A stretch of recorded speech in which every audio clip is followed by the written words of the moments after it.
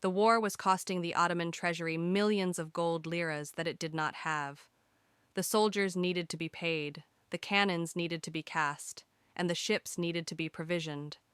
The Sultan, Abdul-Majid I, was desperate. His advisors told him there was no other choice. To save the empire, he had to break the ancient taboo against borrowing from the West. In 1854, the Ottoman Empire signed its first foreign loan agreement with a syndicate of British and French bankers. It was presented as a lifeline, a gesture of solidarity from allies fighting a common enemy, but in reality it was the first shackle of the golden handcuffs. The terms of the loan were predatory. The bankers knew the Ottomans were a credit risk, so they demanded a steep price. The issue price was set at 80, which meant that for every £100 of debt the Sultan signed for, he only received £80 in cash.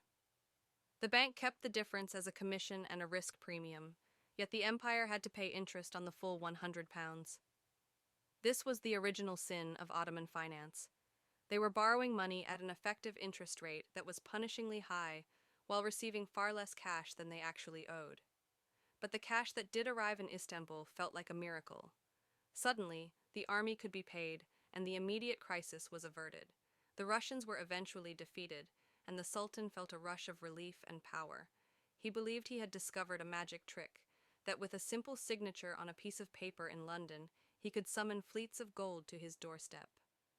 The war ended in 1856, but the borrowing did not.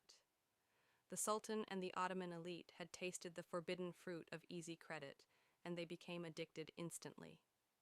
They looked at the shining capitals of London and Paris, with their gaslit boulevards and marble opera houses, and they felt a deep sense of inferiority. They wanted Istanbul to look like a modern European capital. They wanted to prove to the world that they were not the sick man of Europe, but a civilized and wealthy power. So they began to spend, but they did not spend the borrowed money on factories, irrigation, or education, things that would generate a return on investment. Instead, they spent it on prestige. They spent it on the ultimate symbol of imperial vanity, the Dolmabahce Palace. Sultan Abdulmajid decided that the old Topkapi Palace, the home of his ancestors for 400 years, was too old-fashioned and too Asian.